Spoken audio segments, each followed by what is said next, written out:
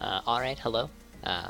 My name is Zenthro, and this is my all keys submission video for SGDQ 2018. I'm just gonna kind of jump in right away here and explain this category and how it's different from any percent, and why I feel it's a good marathon run, and why I would like to kind of see it in the marathon. So starting off, I guess the first point, well, I guess starting off, I just kind of skipped the entire tutorial level and just completed it in 28 seconds instead of a handful of minutes like they intended, which is really cool. I love that. I think that and a lot of the other like skips that we would do in the levels, just kind of make them look super easy, would be really cool for all the people that played this game growing up. So I guess actually I should at the very beginning talk a little bit about the game. This game is the first game in a 4-game series, with the 4th game kind of not really being a part of the story. It's a weird, complicated thing, but this is the first one. It's called Sly Cooper and the Thievius Raccoonus, and it's the only true platformer of the games. It kind of did a Jak and Daxter in that the second and third games kind of switched more to a story narrative and mission-based action-adventure style, instead of just being a true like bare bones platformer where you get hit one time and you die, and you have bonus hits and things like that. But I'll explain all of that stuff later on. So the differences between this category and any percent is the first like 35 minutes of it, we get to showcase a lot of levels that aren't showcased in any percent, and then 2 levels and 2 boss fights that are still in any percent. But the levels that we don't get to play in the other category are really fun, and are the largest reason for why I like this category so much. I like it way more than any percent now. When I started running this category initially, it was kind of just like a joke category. Nobody really liked it, and no one could see its potential, I guess, except me. So I gave it the shot that it deserved, and while I was doing that, I actually managed to get a decent following behind me for like advocating its addition to the leaderboards, and we actually got it onto the leaderboards.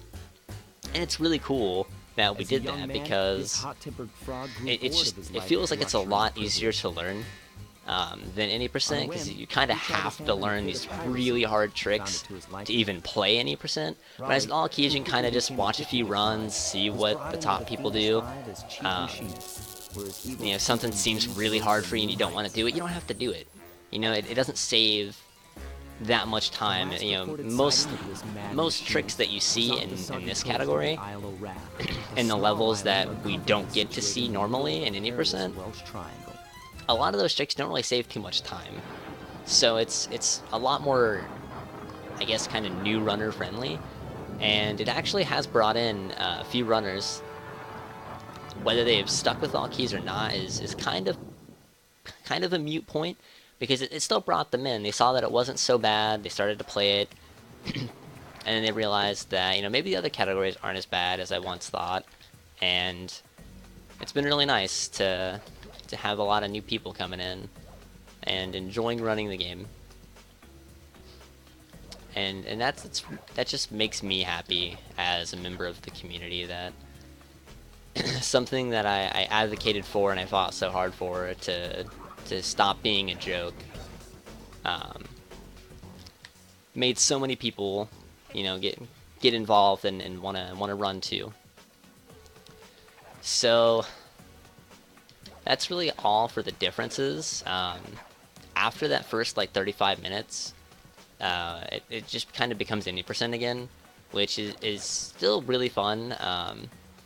The last time that any percent was at GDQ was in 2017 at AGDQ, and there was one trick that was not showcased that I will do my best to showcase. It's kind of risky, but if everything's going smoothly, I see no point to just not go for it. It's a little bit easier in this category. Well, not easier, but it's a little bit less risky. Because we have what's called a lucky charm, which is essentially an extra hit. A silver charm is 1 extra hit, and then a gold charm is 2 extra hits. And you get those by either picking them up just outright in the levels themselves, or by collecting 100 coins. And then if you have a gold charm, the 100 coins just turns into an extra 1-up. So I guess like that's really the large majority of like the game and the gameplay and whatnot. This is the first level we're getting into. It is called Into the Machine.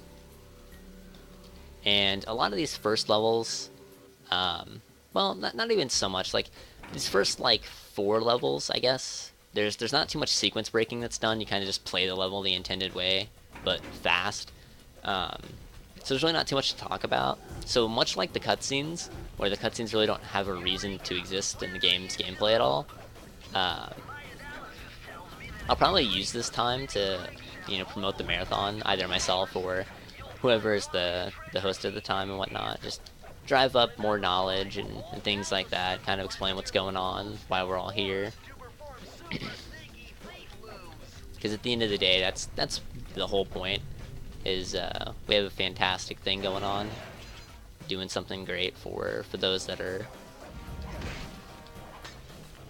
less fortunate and less well off than we are. So, but yeah, like I said, there's not too much in this level. This is a very simple cycle skip. It's not too cool looking. You can jump off of these pipes and it goes pretty quickly, which is nice. It's a lot faster than doing it normally, although it is a lot less safe, which is pretty cool too. It's a nice little trade-off. But it's not too terribly bad, so it's still worth going for.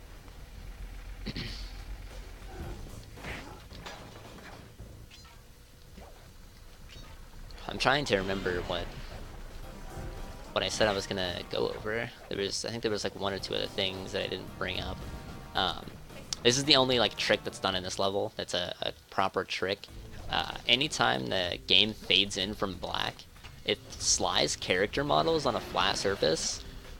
You can either mash X or try to time it, and slide will get launched super high up super quickly, which is pretty cool. However, it's only useful in that one area. I've tried to find other places to implement it, and there's just nowhere to put it, unfortunately. The second level is called High Class Heist, and again, it's just really kind of a straight shot. This level actually doesn't have anything cool in it. It's very, very boring. So again, it's more of a kind of throwaway level, I guess. Really useful for just kind of, again, showcasing the marathon, showcasing donations, things like that.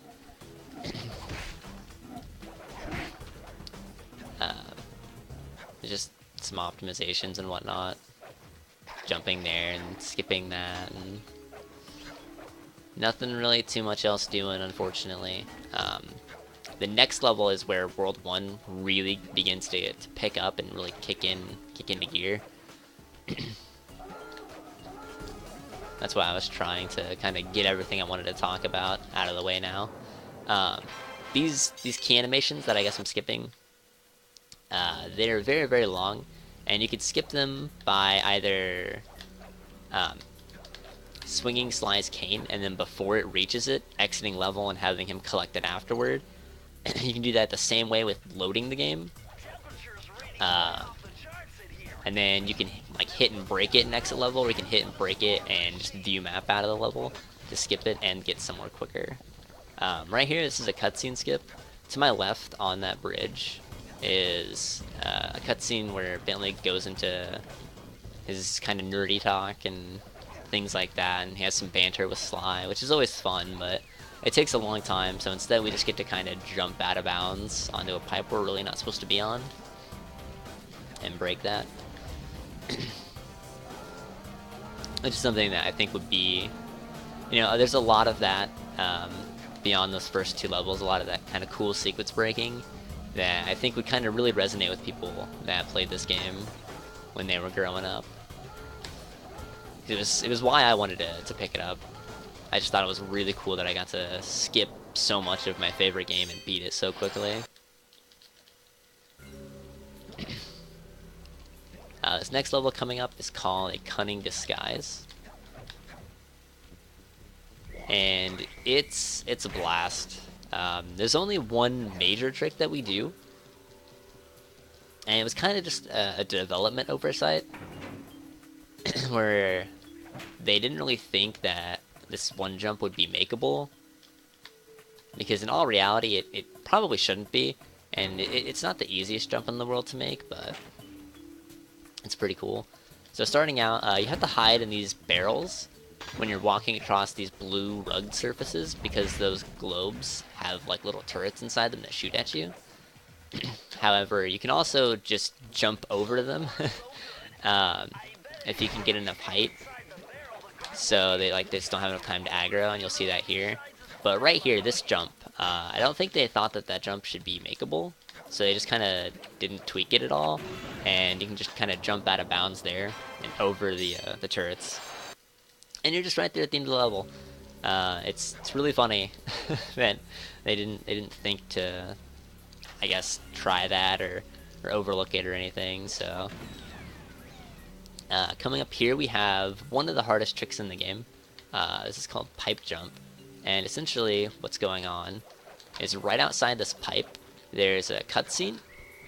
However, the cutscene doesn't extend all the way up to the pipe.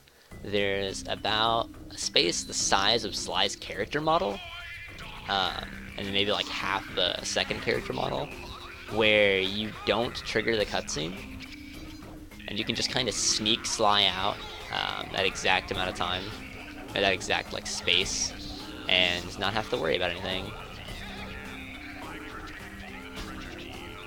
So some more gameplay elements that have kind of showed up that I haven't really talked about is the little yellow lasers. When you step in them, or like the yellow spotlights, when you step in them or on them, you trip them for the first time, and nothing really happens. The close by alarm will trigger, and the things will turn red, and the alarm will start going off to tell you that you've been alerted. And the next time you touch them while they're red, they will deal damage to you.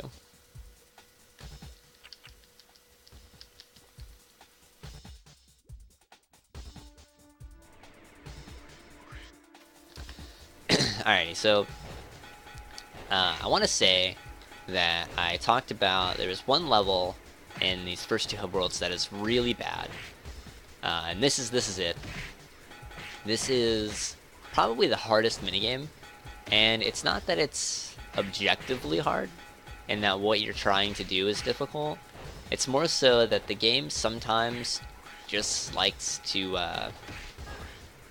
kind of ruin your fun, and these crabs will spawn at the worst possible spaces, and they'll push you out of the way, make you miss your shots, or they'll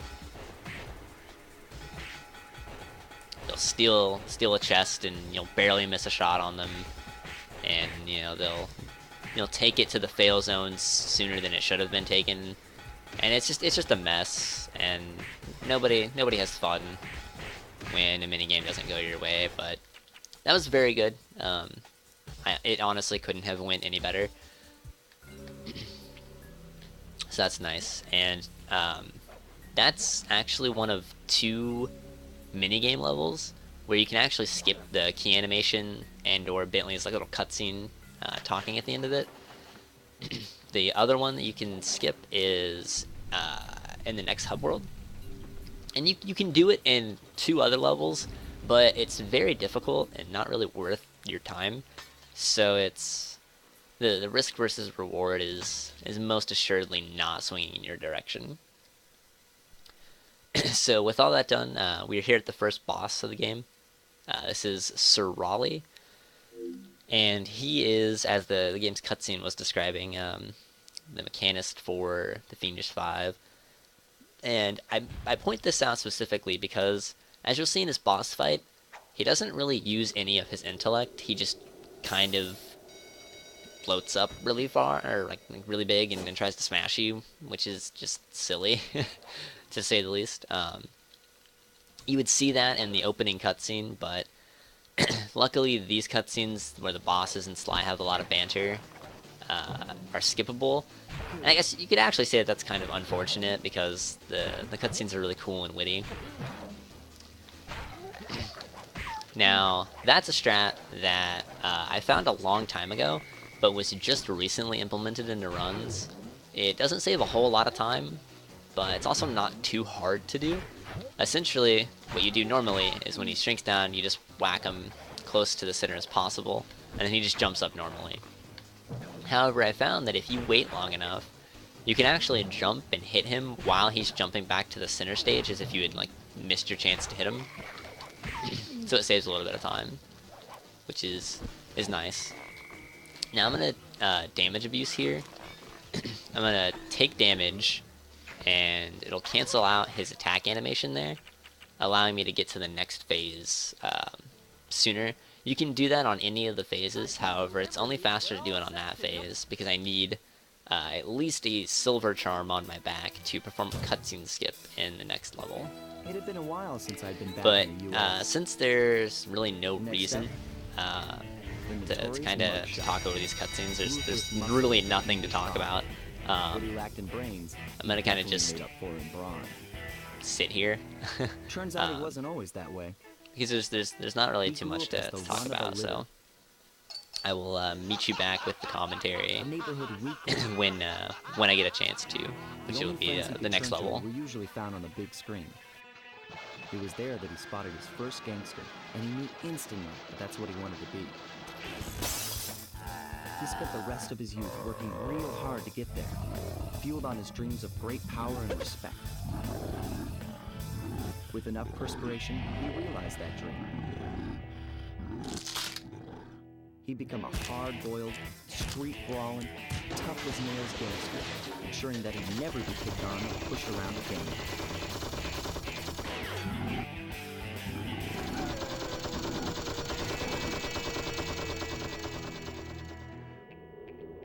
So he's holed up in Mesa City, huh? I've always wanted to go to that thriving American boom town. Alrighty, I'm back. I decided to actually take that time to go get a bottle of water so I can stop coughing and trying to clear my throat.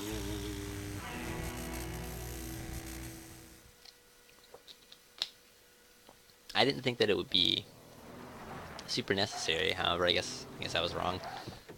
Now we'll know to come prepared next time. So this level is another level that is seen at 80%, and nothing is too different. There's a cycle you can make that was not showcased in 80%, that you can do in all keys. However, you can just avoid the charm, and you don't have to do that cycle. So you can this level's a second faster in all keys than it is in 80%. However, since that cycle is here and is known, is known about, I'm gonna go for the charm, because if you go for this charm, it allows you to make the trick a little bit easier that I was talking about earlier. That's really difficult. That was not showcased. At least I believe it wasn't showcased.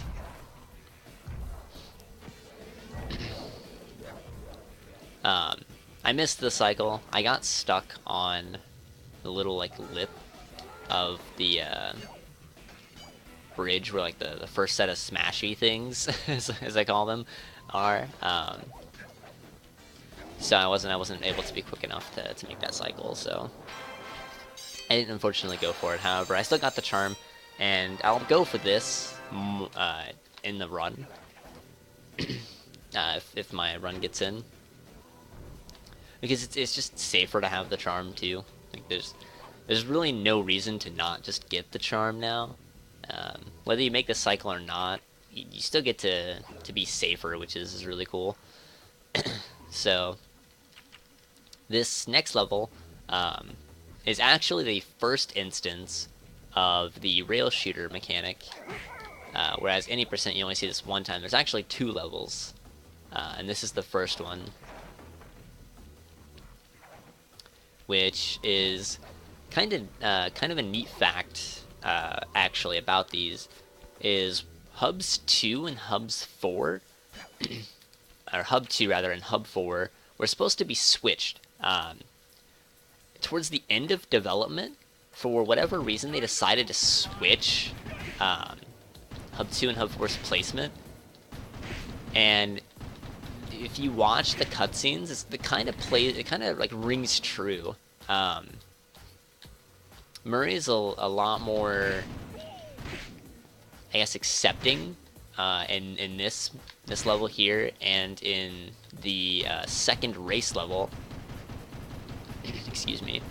I guess the first race level rather that we would do in the run. In this run that we skip in any percent, which is called at the dog track. He's a lot more like receptive and willing to do his task, whereas in Hub 4 he's a lot more hesitant and more afraid, and you can kind of see that he's like even Bentley isn't as sure. However, we skip those dialogue lines, so we don't really get to see that, but it's kind of a neat little, I guess, trivia fact that you don't really pay too close attention to unless you really just sit here and play the game all the time. I was kind of glossing over the level because it's kind of an auto-scroller and explaining what was going on.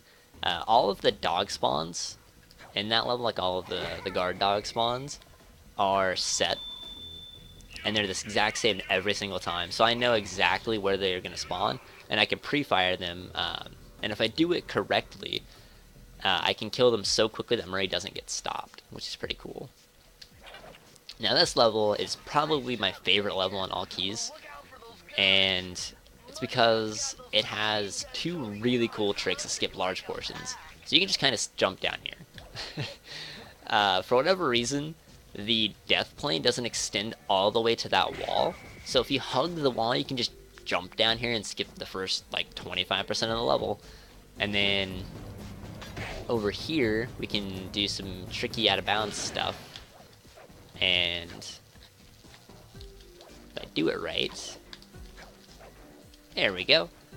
We can skip all of that level over there. We can just skip all of that, like, probably, another 25% of this level. And just kind of destroy this level, for lack of a better term. It's really cool. And normally this level is very, very difficult casually. There's a lot of, like, pitfalls and things like that you would expect, you would to, like, kind of fall into, and, like, mistakes to make your first time playing through it. So it's really nice and cool to see it just kind of be completely destroyed. At least to me it is. So that was Boneyard Casino, one of the shortest levels in this category, and normally it would be one of the longest. Now, this isn't the intended way to get up here.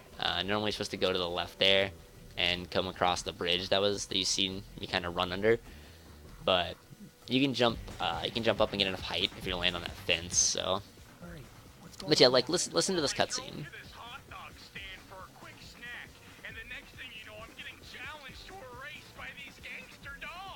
Is there a key in it for the winner? Yeah, 3 times around the track for a key. It's all you, man. Drive the van with the left analog stick, and if you manage to pick up any nitro power-ups, You can get a boost by pressing the square button. Go get him. I'm on it. So it might not be like it's very subtle. It might not be too apparent, but Sly also mentions that like he just immediately outright asks if there's a key in it for the winner. And when you play the 4th race, when we get there and we watch the cutscene, Murray has to explain that to him. And if this is the first race, Murray shouldn't really have to explain that to him. He should already know that. And the boost mechanic is explained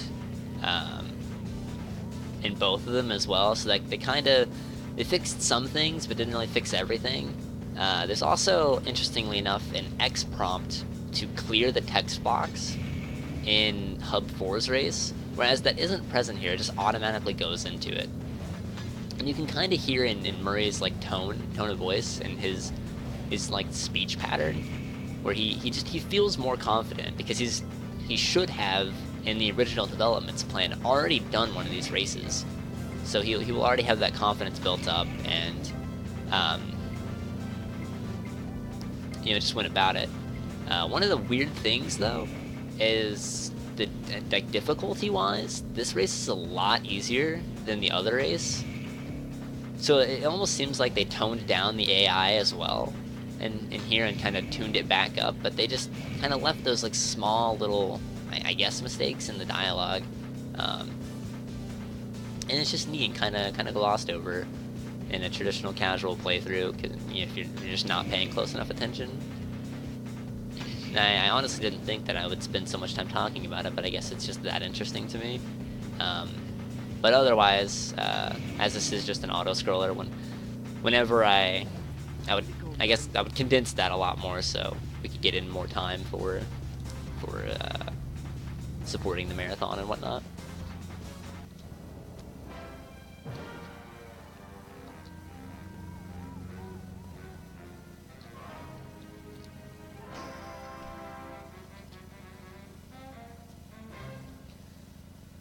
Alrighty. So the next level is called Straight to the Top, and this is the level that will probably wow people the most,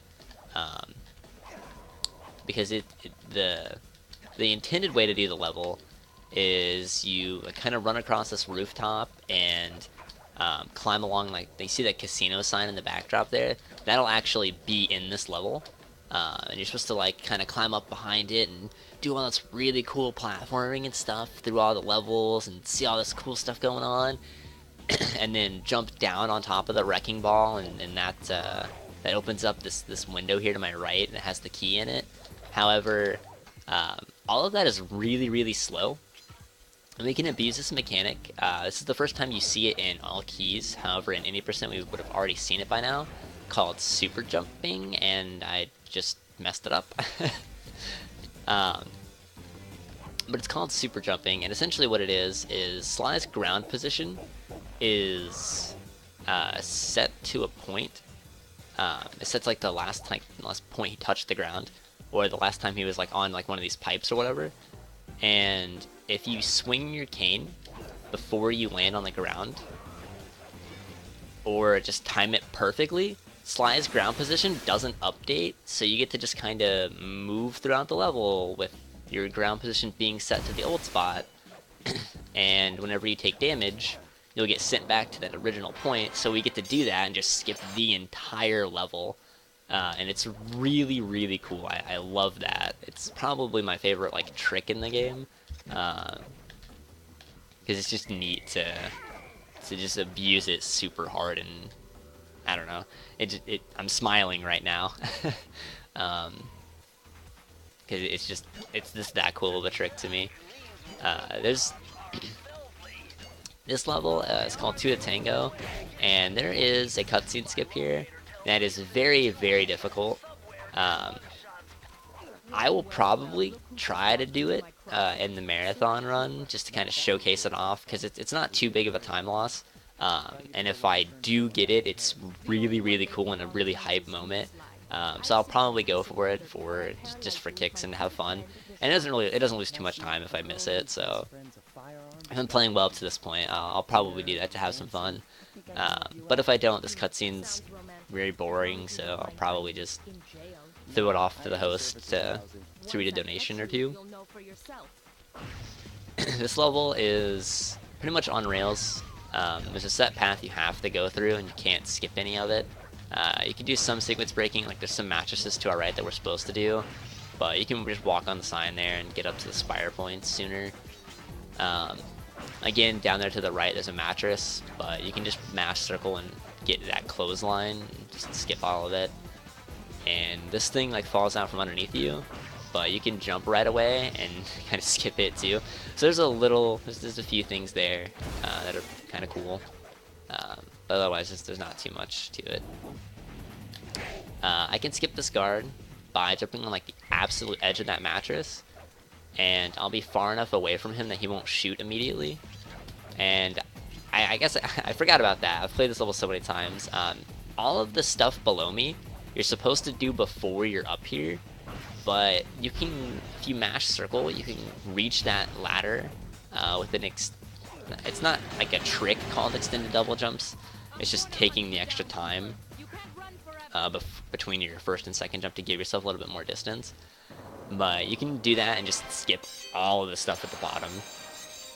So that kind of comes with the territory of some of the other things that I've done so far that I think would be really cool to show off to everyone that played this game casually, that doesn't get to see these levels be broken because you just skip all of them in 80%. And that's why I think it's a really fun and action-packed category. There's a little bit of extra downtime, but it's no more than would be present in 80% anyway. You just kind of put it in between levels that are really fun. This level's really cool. There's a lot of sequence breaking going on. Hitting these little like awnings from below to trigger their hitbox. I'm just gonna break this so it's not annoying. There's another thing. There's another one right here. There's like a whole other part of the level behind me to my left. You can also swing your cane and do the super jump movement that I was talking about earlier to land on those and control yourself. So you can skip all that stuff below. Oh boy. It was very weird. I've never seen that happen with the camera. But you can see all that down there that I just skipped, which is pretty cool. And that level goes by really quickly. Now, even though we've collected all of the keys, it's still faster and, in my opinion, much cooler to still just do the 80% way of getting into Mugshot's hub. So we just get to do a fancy super jump again and clip into here. And now we're fighting Mugshot. Once again, it is faster to restart the game and skip these cutscenes.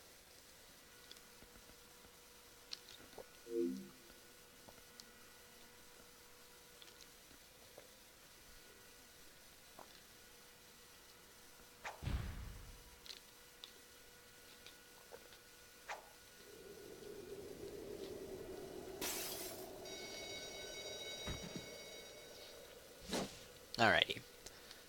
So, Mugshot can actually be manipulated with his pathing, and it's something, again, that's very overlooked. However, I'm going to try to get the optimal movement here. What I want to do is I want to hug the wall on these... Well, I already messed it up. But what I wanted to do is hug the walls on that first set of mirrors so that he didn't shoot at me and I could get him kind of stuck in the corner over there. But I messed it up, which it's fine. It's not that big of a deal. Here I'm going to walk to the right a little bit before I hit this mirror and cut over here to the left.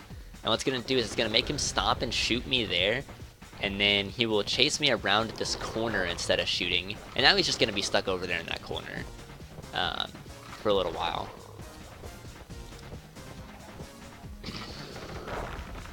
And it's a little bit faster too. You don't have to worry about him shooting you as much, which is nice. And here we're gonna do a trick called chandelier jump. The devs, for whatever reason, made the little chandelier Mugshot sits on solid. Whoa, that was... Oh, that was so silly. I don't understand what happened. Okay. well, whatever. I guess we're doing this entire boss fight again. I can't explain to you what happened there. This is the correct movement, at least, so you get to see what that looks like. But that's really upsetting. This was going so well, gameplay-wise. I only made one mistake, and I feel sad now. Anyway, when I'm moving on the chandelier there, I'm holding down on the D-pad, and when you're holding down on the D-pad, well, I'm holding right on the D-pad rather. Then I'm pressing that button down, but you're not supposed to move at all. You only go in the direction that you're holding. So I don't know why slime moved down. That's something that would not happen. I would definitely not expect to have happen in the run. So that's just really silly. I'm kind of upset about that. But anyway, that's Mugshot down. So now we get to move on to Hub 3, which is Ms. Ruby's hub, and is where the game kind of becomes the same as 80%. Nothing you'll be seeing here except this first trick that I'm going to try to show off is different than what was showcased in 80% at SGDQ 2017. So again, I'm just going to be quiet here and drink some more water. This would kind of just be exactly what it would be like at the event. Just quiet time. Yet despite the whirlwind success of her youth, she managed to slip into obscurity. Last known sightings claim she headed out of civilization and deep into the Haitian jungle.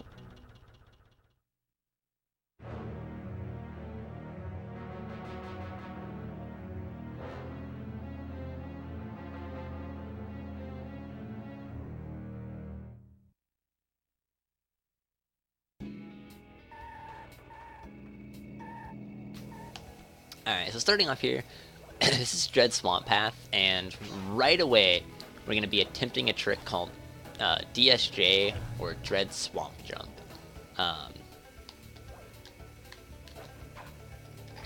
So I messed it up. I'm not going to go for it again. Going forward again loses so much time. Like it wastes so much time. But essentially what I was trying to do there was land on that rock, and then I was going to jump from that rock to the vine and skip the majority of the level. However, there's a backup trick that I can do right here called Nuka Jump. And essentially what I do is I use the momentum from sliding on the vine to get enough height to ledge grab that like leaf up there and jump up. Skipping a little bit of the vine section, which is where I would be jumping to if I had done the other trick rather, but that's fine. It's not a major time loss. I would be with like my estimate, I would assume that I'm not doing that trick, and then I would just do it again as kind of one of those like wow things, to kind of build hype and whatnot if the run is going somewhat smoothly. So here again, just like the other two hubs, I'm going to be abusing the fact that each hub itself has a load spot that you always load to when you're in this general area, and not in a level, to teleport through a cutscene to the middle of the area and come to the first level called Lair of the Beast. Now this is another really cool level. It's extremely different than when you would play it casually. Normally casually there's a bunch of nonsense you have to go through in the swamp. There's a lot of spiders and all these creepy crawlies and mosquitoes and stuff you'd have to fight and whatnot. And then there's a giant snake that chases you. But you know, all that stuff is just kind of scary and whatnot, and very, very, very slow. So we're just gonna abuse a trick called cane jumping, which just stores your momentum and your height while jumping off of like vines and things like that, like the bones there, to get out of bounds and then just run straight to the end of the level. It's really, really cool, and I find it funny that, again, it's just these things that we do that should not have been in the main game. when it was released, these things should not have shipped, but you know, oh well, I guess. This is a minigame. This would be the first minigame you would play in any percent. This is called Piranha Lake, but all of the runners are just referred to it as fish because, you know, there's this bunch of fish. It's just as simple as that. However, unsimply is there's a lot of randomness to this. In runs, it's not a run killer yet in and of itself, but not getting a good fish can lead to a very sad run. But we haven't gotten to the point yet where it's fully killing runs by itself, so that's good. There's not really too much to talk about. We're crushing these fish to get charges to light these torches, because apparently these fish have like some kind of oil in them or something that can be burned. And I don't know, Bentley explains it, and I haven't watched that cutscene in years, so I don't really know how to explain it too well anymore. I just know that I don't need to do it. So I'll probably be a lot more quiet here in the marathon and use it again as time for donations, because the next two levels, one is very short, and the next one after that has a lot of stuff that goes into it. So this next level is called A Grave Undertaking, and we're only going to play probably 10% of this level, which if that sounds exciting, it's because it really is. There's a really cool and awful trick that we do where we use the momentum gained from swinging on one of these hooks to jump on top of the hook and then jump out of bounds.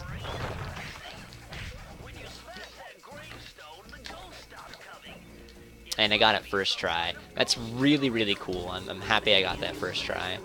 It doesn't lose too much time having to try it multiple times, but it's nice to be able to do it first try.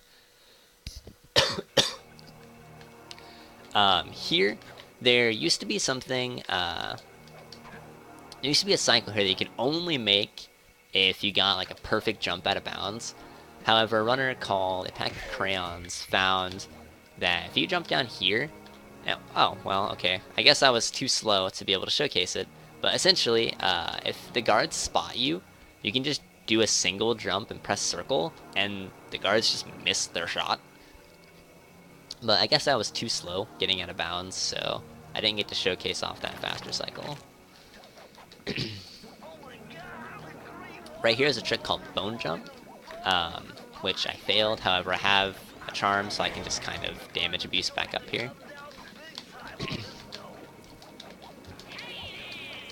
But essentially what you're supposed to do is you jump and do the cane jump momentum storage that I was talking about earlier. And instead of using it to store your momentum there, use it to store your height. And it gives you enough height to double jump over the spike wall and skip a very large portion of the level that I'm going to be sliding above coming up. And then I just kind of skipped a guard that you normally have to wait for his cycle by just playing well. But normally all of this stuff down here that I'm sliding over, all of this is the level that we just don't play. And here's that guard again. This is where we were at, so. Now I'm going to load the game here and get my gold charm back, because I don't want the next level to go bad, and it can very easily go bad if I don't have that extra charm as kind of a backup, because I need at least one charm leaving this hub world, so I want to just have all my bases covered.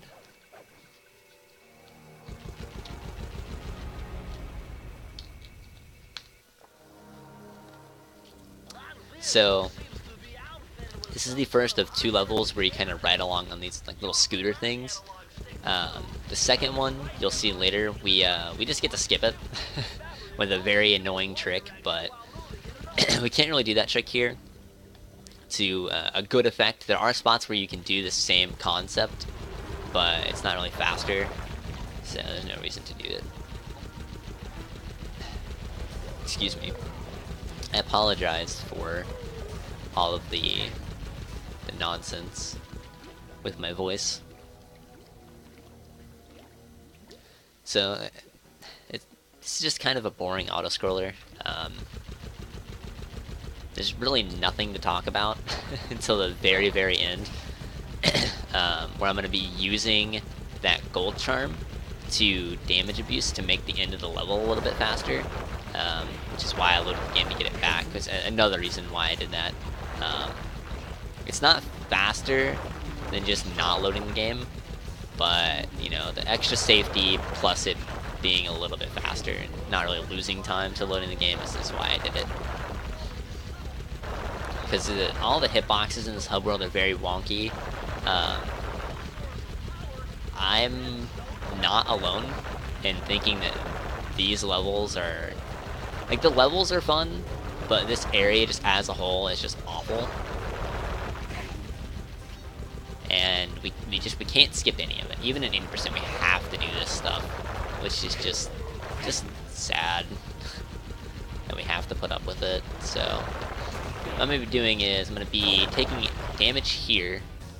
I was hoping I would take that sooner and I could get a gold charm. I get another gold charm, but that's fine. I'm taking damage there because I can kind of cheat the system, and the area where the shots like emanate from is like right before the scooter model. So I can just kind of abuse that by sticking the model, or sticking the scooter like up close to the wall, and then the shots will go on the other side of the wall, and I can use that to shoot that other one from behind instead of having to shoot it normally like the first one and the third one. This is a minigame called Down Home Cooking. Everyone refers to it as chickens because we're killing 50 chickens to give this ghost enough chicken meat, I guess, to make some gumbo, which is just weird. I don't really understand why, but again, it's a kids game. I don't know. I guess kids enjoy violence a lot, so there you go. But this minigame is a lot less forgiving than Fish is, because these roosters are chasing you, and if those roosters hit you and you don't have a charm, you die and you have to restart the entire minigame over again, which is just awful. And if you do have a charm, you know, you lose the charm, you still lose some time, and then, you know, we need this charm, like I said earlier. I don't want to lose this charm, so, you know, I have to play a little bit safe here. This chickens is going very poorly. This last set of roosters just doesn't seem to want to die, so I have to take these long, slow pathways instead of just being able to to kind of cut, you know, whatnot. So yeah, I don't know. It's kind of boring, kind of a little sad. It doesn't feel good to have a bad minigame, but in the event, if the run gets accepted, it'll be a lot more fun, because the minigame, whether it's good or bad, doesn't really matter, because it gives us time to read off more donations and get hype about those and the marathon itself, instead of having to worry about having a bad minigame. You know, it makes it a lot more fun. So again, here, this cutscene is very slow, so it's just faster to restart the game to skip it. This is the second to last time that we will be doing this too.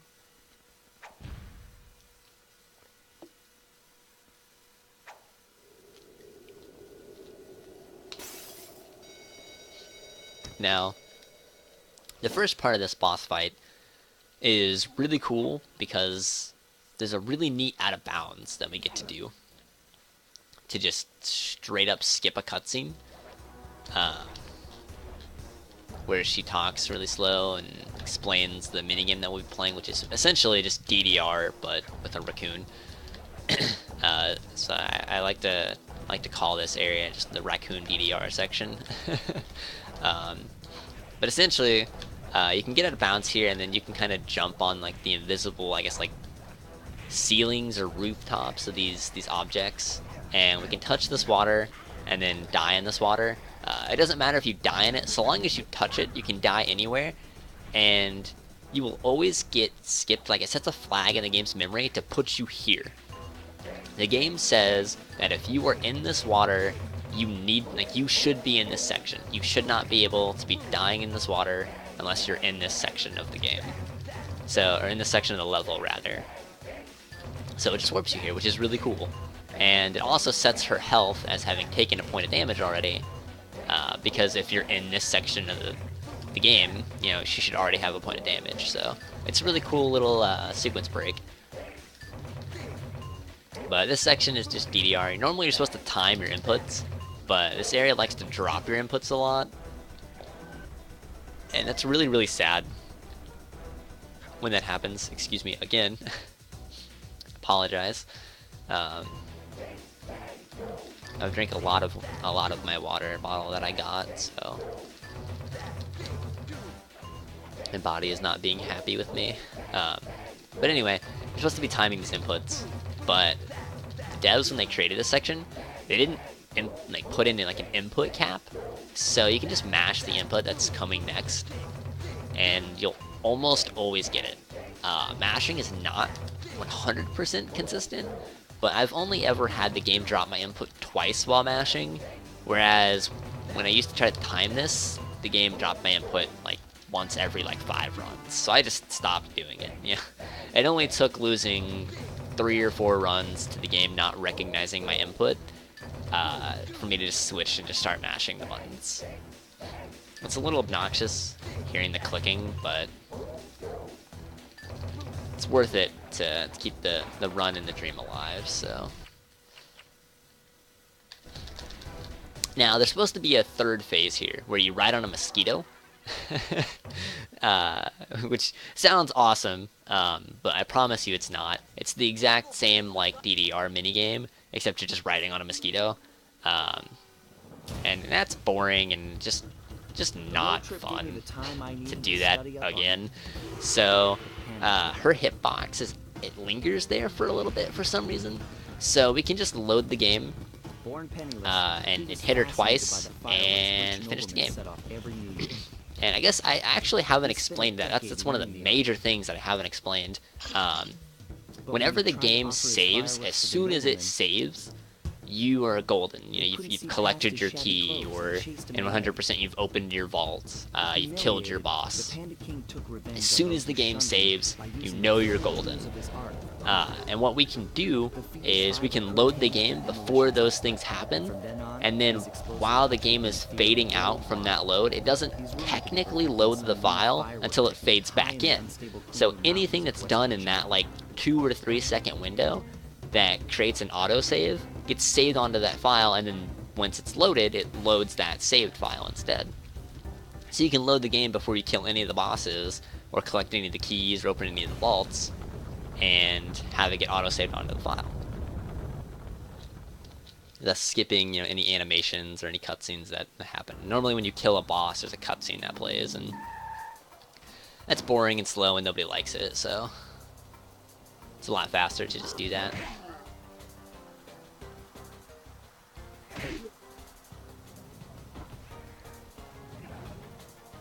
Now here, on the other, like around this corner, there's a cutscene where the Panda King shoots out one of his fireworks and buries a village in an avalanche.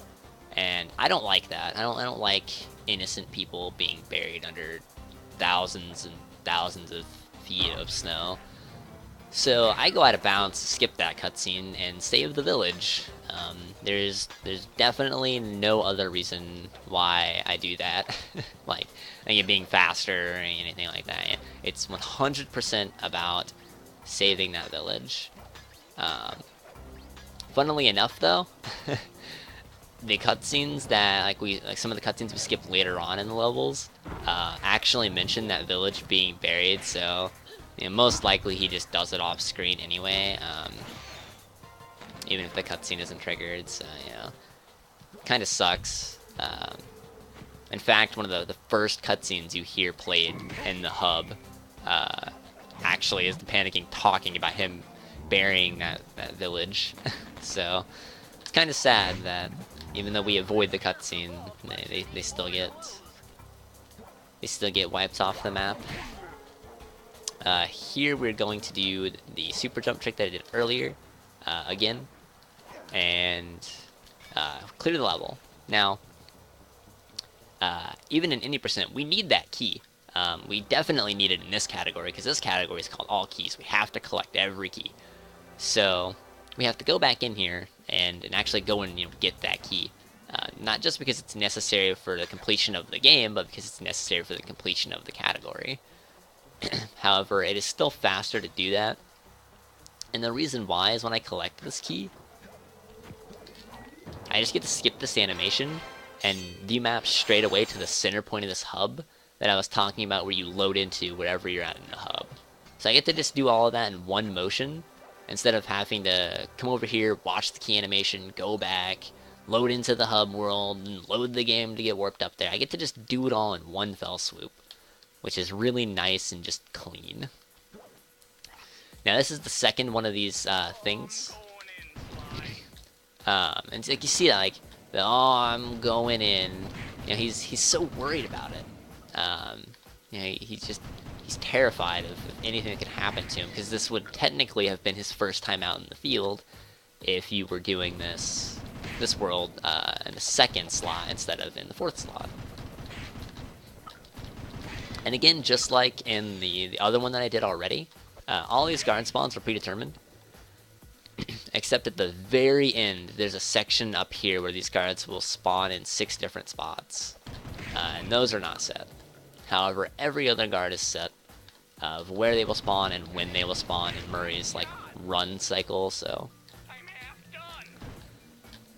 just knowing where to shoot at, you're good to go. But again, this is just an auto scroller, so there's really not too much to talk about myself.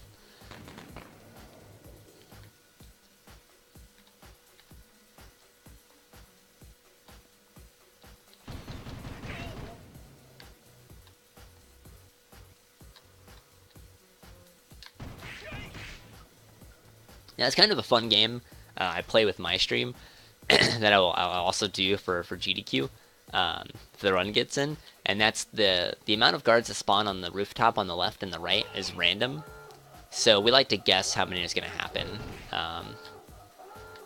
If I wasn't explaining it, I would have put in a guess. I guess I'll just say like 3, even though 3 guards have already spawned not on the rooftop, but we'll see.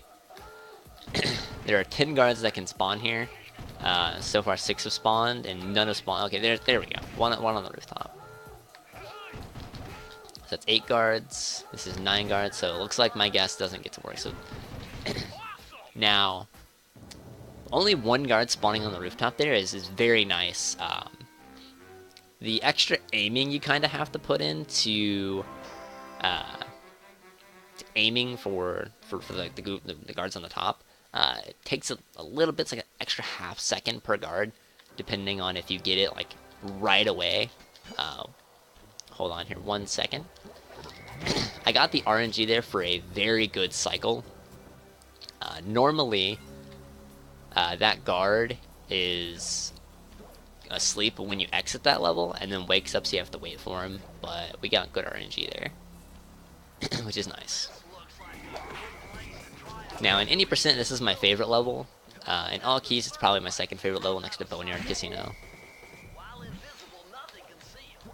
And the reason why there's a lot of cool skips like that, if you jump on that railing there, on the bridge, you can make that jump to the guard station. And then we can abuse that same style of jump by jumping on the rail for the bridge up here. And we can use it to jump up here to this little canopy. Like that, skipping all of that stuff down to the right, like down here below me. And then we can abuse another like momentum storage kind of thing to get up here and jump on like that little bit of the edge there where we can land on, and skip the entire part of the level to my right, which is really, really cool. You can just come down here and end the level super quick, super clean. One of my favorite levels in the game. Now this level is also one of my favorite levels in the game, just back to back.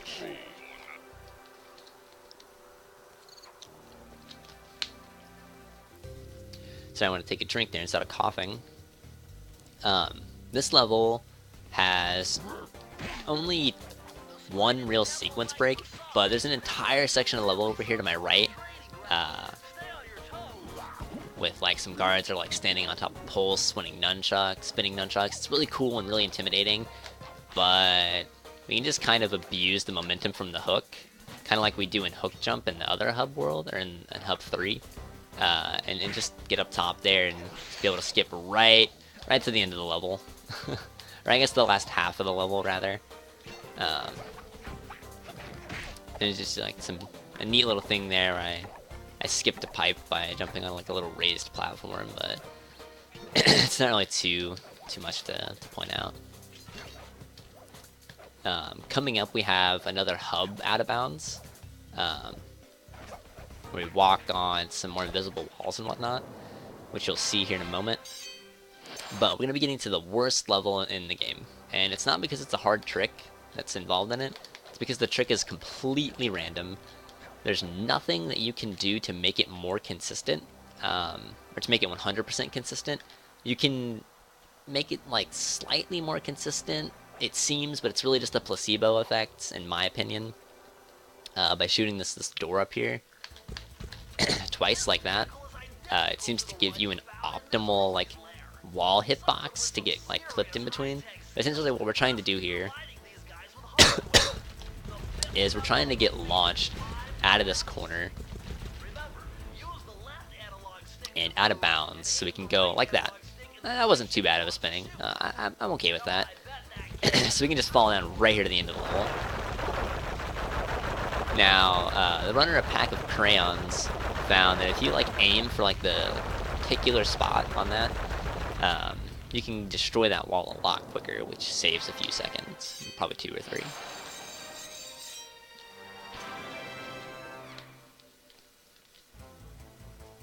But yeah, that went pretty well. I'm okay with that.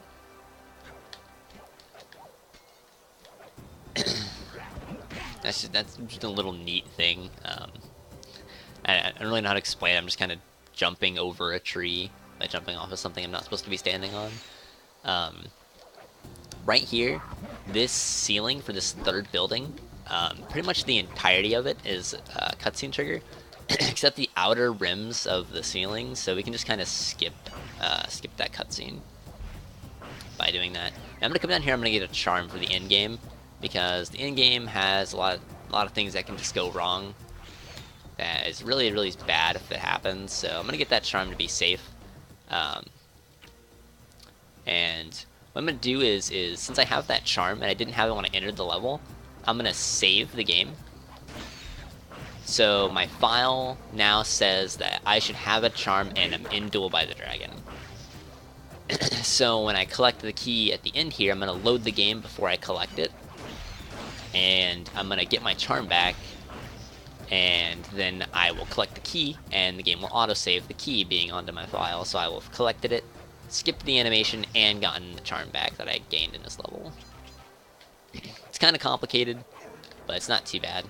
There you can kind of jump up and like hit the checkpoint's trigger range by standing on top of the safe,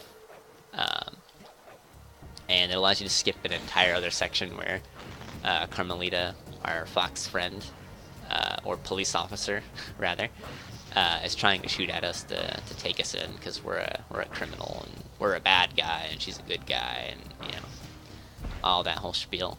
There's an optimization here. You don't have to destroy these, you can just kind of jump on them.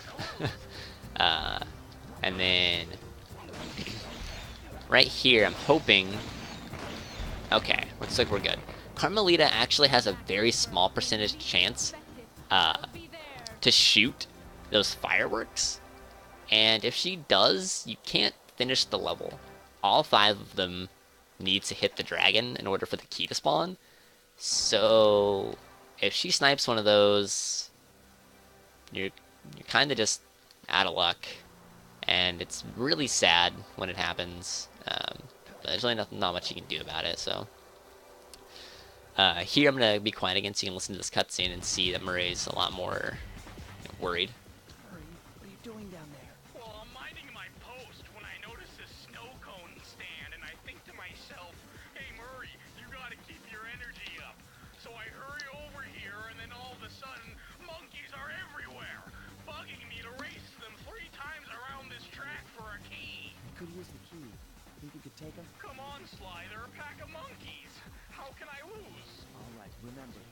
Steer with the left stick and press square to use any nitro boost you collect.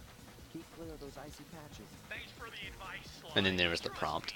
I got this under control. So I mean, he's a little, you know, at the end there, he's a little, you know, kind of, I got this, but still, you can kind of see it. So unlike the first race, we can just kind of boost up and over this wall here, and skip the entire race, which is really cool. And yeah, in theory, you should be able to do that for the first race as well, but we haven't really been able to figure out a way of doing it. So unfortunately, for now, it's stuck in the run.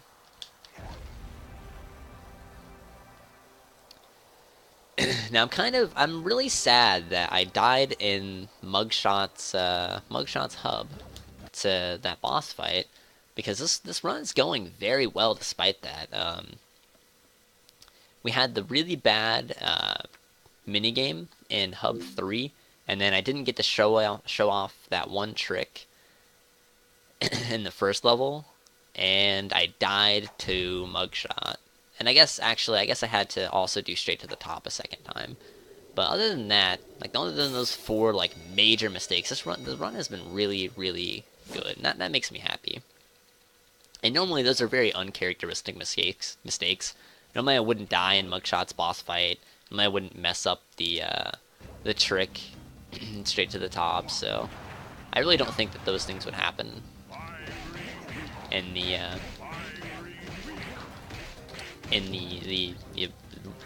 run at the actual event. Should this be accepted?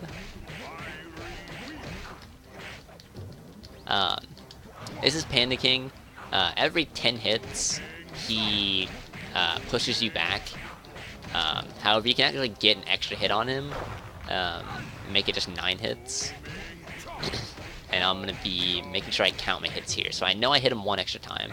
So now I'm going to have to hit him 9 times. So 2, 3, 4, 5, 6, 7, 8, 9, 10. And then I can hit him after that while I'm jumping to give myself more frames to pause the game.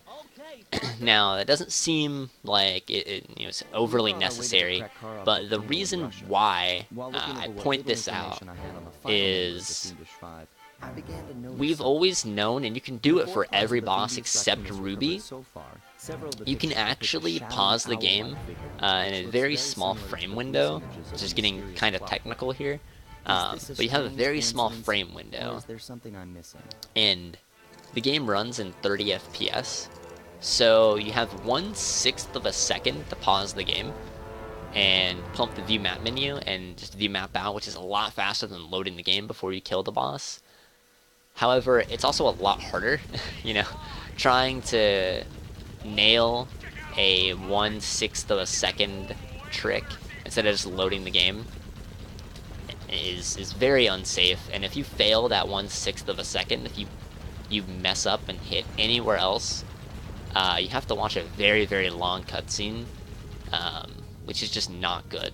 However, I found a few months ago that if you jump for Panda King, when you get the last hit, the cutscene doesn't trigger until you land on the ground. So you actually have a much, much, much larger frame. You have a few seconds, even, to be able to actually do the pause trick on him, which is really cool.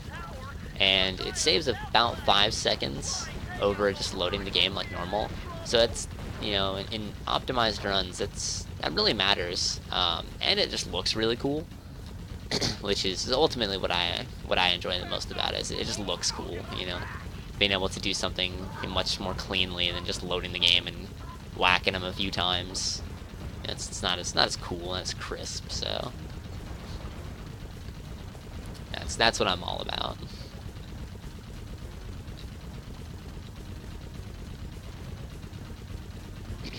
Now, this level is just an auto-scroller. You can't really speed up any sections of it, other than just by doing each section a little bit faster. Or with the owls, or rather the Robo-Falcons. The first and second ones of those, like, Murray will stop the van if you don't kill them quick enough, so you wanna kill them. Actually, he'll stop it here too. in this third one if you don't kill them quick enough. So you don't want to slow down. So just killing these birds quickly. I find that circling in this left pattern, this left side of the screen, you're fine. You don't have to worry about it. Looks like we're in the clear. Hurry! That cave doesn't look tall enough for the turret to make it all the way through. So I'm trying to do some preliminary math here and see what kind of time we should be able to get. I'm thinking I should be able to get a 117, which is a very, very good time. Only a handful of runners actually have a better time than a 117, and then one runner has a very, I guess, bad 117. It's still a very good run.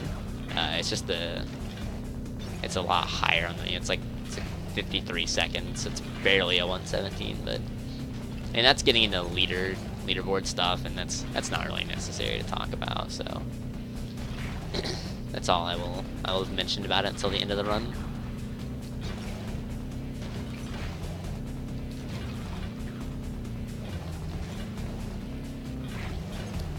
So this minigame, we're trying to collect 60 computers before these little fire slugs. I call them slugmas because they look like slugmas from Pokemon. And if you don't call them slugmas, you are incorrect. And I will not budge on this. They are slugmas, and that is what they will always be.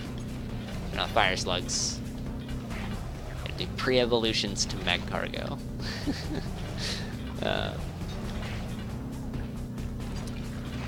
I hope whoever is actually watching over this video knows what Pokemon is. Or else that joke's gonna miss really hard. Anyway, that was pretty okay. I wasn't focusing too much on it. You can lose a lot of time here if you're not paying extremely close attention.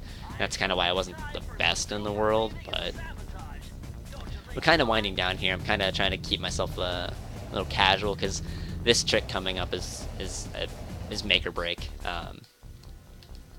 Missing this trick and landing in the cutscene trigger that we're skipping loses so much time, but not enough time to where it's not still just faster than doing the level that plays after the cutscene, that we just like leave and come back and try to do the cutscene skip again. Oh boy, that's a really bad launch. I'm like really upset. Like I really want that charm. I really wanted that charm rather. I hate getting that launch and like forcing yourself to lose the charm. Oh man, that would have been a good enough launch. Actually, I'm gonna restart the game here. That really stinks. I'm trying to think. 14, 115. Actually, no. This could actually have only been like a 118. Even if I got past here. There's still about 5 minutes left. So actually, this could have. This was like an alright run, but it wasn't amazing. I'm kind of sad. I did some of like the really hard stuff, like really quickly in first try and whatnot, and then messed up some of the easier stuff, which is very uncharacteristic. The messing up the easy stuff. But the reason why I reset the game there is because if I watch that cutscene, I'll actually lose this charm entirely.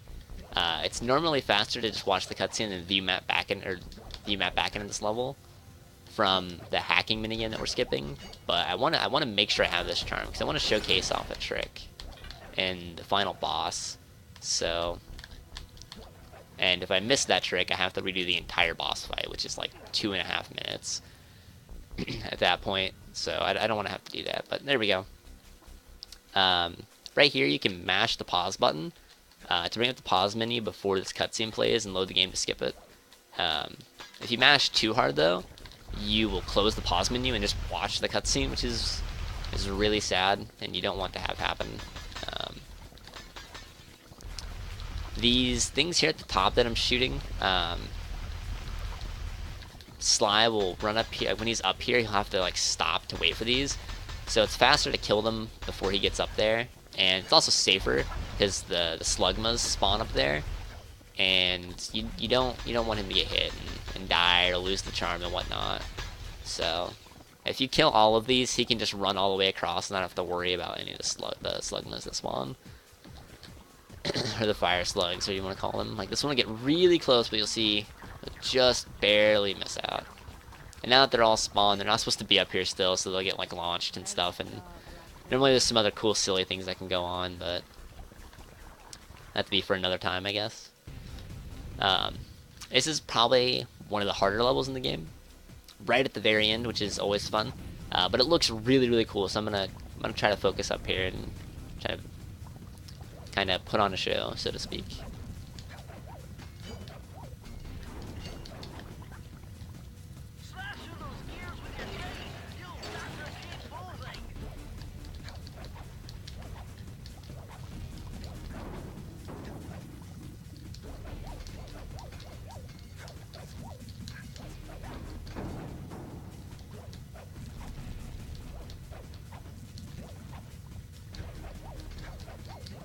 Alright, pretty much all the hard parts are over. I really like this level. I think it looks really good when it's done correctly. Or, well, I guess incorrectly. But when it's done in a cool fashion like that, so. I got kind of stuck there on the thing. I messed up the jump a little bit, so my cycle's here a little bit off than normal, but it's fine.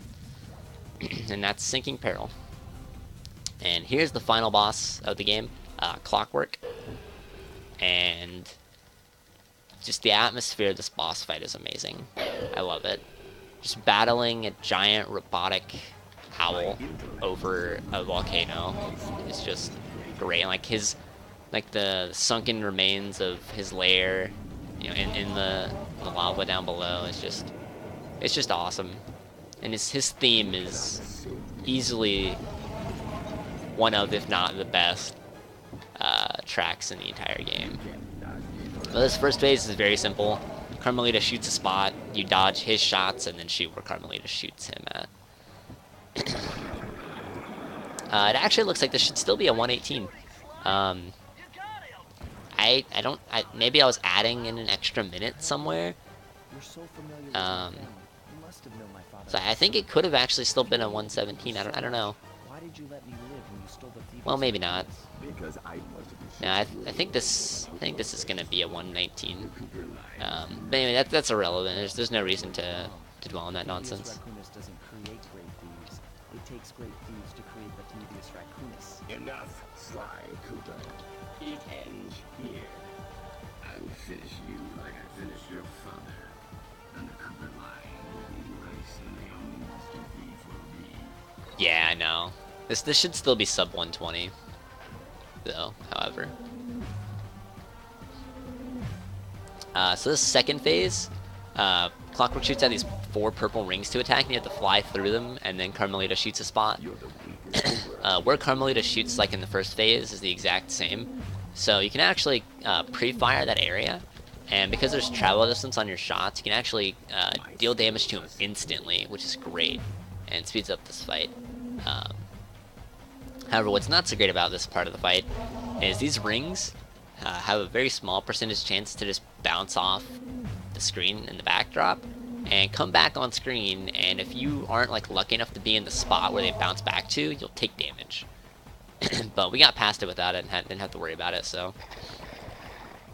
We have one last trick coming up here. It's called Clockwork Jump, and it skips the entire platforming section to get to Clockwork and start smashing in his face. So here we go, and we got it. Awesome.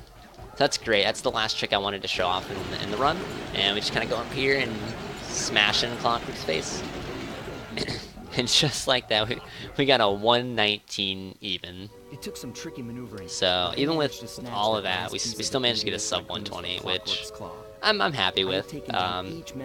This time is 4 minutes slower than the fastest, so I'm okay with that for a no reset. Especially after having not played this category in a very long time, as of doing this recording. So that's really nice. I think that might be why I made some of my uncharacteristic mistakes. Well, I guess in one of the levels. I do some of the other tricks in another category that I'm running currently, but and I don't really know what happened with that mugshot fight. That made me really sad. Without his expertise, I'd have never found But my way anyway, up that's the rooftop in all Paris. keys. I hope you guys, A guy or could whoever was ask for a watching this, better gang of enjoyed the friends. run. Excuse Who could me ever again. forget the lovely Even during the Carmelita? outro. Looks like we're not I gonna mean, I be hope you guys friends enjoyed anymore. this run. I hope you guys consider it. Now the Clockwork Like I said, Specialist I think it's out very, We're back to very playing good, cops very and robbers. action-packed from start to finish. I thought for sure she was It gonna does slap the handcuffs kind on of me right stink then and that there. the last But like instead, half of she it was is true to just her word 8% and gave me again, that 10-second head which is start. kind of boring. 10, But the first, I think, 9, the first 34 minutes of it really make up for it, 7, because a lot of those 6, levels are really 5, cool and 4, showcase a lot of just awesome 3, sequence breaking 2, with the strats that we do, and that I think people will find enjoyable. And as per usual, there's tons of downtime. Not tons, like that's not a good thing necessarily, but there's enough downtime mixed in with the action that you can just have fun, kind of chillax with everyone, It and wouldn't be long before we'd see each other again. just support the event. So I'm gonna end it off here, and hopefully see everyone at SGDQ.